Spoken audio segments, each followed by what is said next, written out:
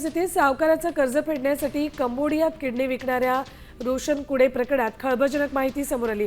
कुडे यांच्यासह अन्य तिघांचीही किडनी काढण्यात आल्याचं धक्कादायक वास्तव समोर आले। मानवी अवयव तस्करीचं जाळं देशभरात पसरल्याचं स्पष्ट झालंय।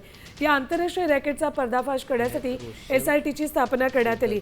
किडनी काढण्यासाठी 5 जण कंबोडियाला निघाले होते, मात्र नाशिकचा एक युवक कोलकाता विमानतळावरून पळून आल्यानं वाचलाय। हे आहेत रोशन शिवदाची कुडे। सावकारी कर्ज फेडण्यासाठी कंबोडियात चौघांनी किडनी विकली। महाराष्ट्र, उत्तर प्रदेशसह इतर 2 राज्यातील तरुण या रॅकेटचे बळी पडले। तर नाशिकचा तरुण कोलकाता विमानतळावरून पळाल्यानं तो वाचलाय।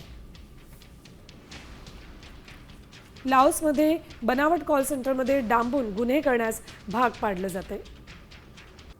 या प्रकरणी 8 जणांची SIT समिती स्थापित करण्यात आली आहे।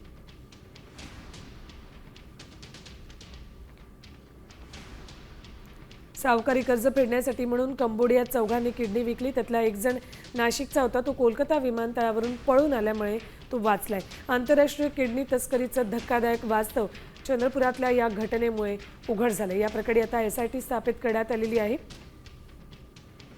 किडनी तस्करीचा पर्दाफाश करण्यासाठी म्हणून 8 सदस्यांची SIT स्थापित केली आहे।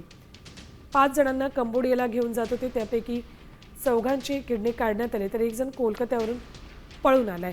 थेट जाऊयात आमचे प्रतिनिधी पराग ढोबळे यांच्याकडे। पराग, आंतरराष्ट्रीय अवयव तस्करीचं रॅकेटच आता या एका घटनेतून पुढे आलंय। नक्कीच खरं तर हे धोकादायक आहे का ज्या पद्धतीने एका शेतकऱ्याची किडनी जी आहे त्यांनी विकली होती आणि सावकाराच्या जातामध्ये तो अडकला होता। त्यामध्ये आणखी काही जे आहे प्रकार समोर येत आहे। अनेक जाहिराती ज्या होत्या त्या सुद्धा अशा पद्धतीच्या ज्या सोशल मीडियावर होत्या, त्यामुळे SIT आता स्थापन करण्यात आलेली आहे। या सगळ्या प्रकरणाचा जेव्हा तपास होईल त्यामध्ये मोठ्या प्रमाणात जे आहे धागेदोरे जे आहे पोलिसांच्या हातून लागतील आणि कशा बरोबर, आणि पद्धतीने नेमके आरोपी कोण आहे त्यांच्यापर्यंत SIT पोहोचेल। धन्यवाद पराग संपूर्ण माहितीसाठी।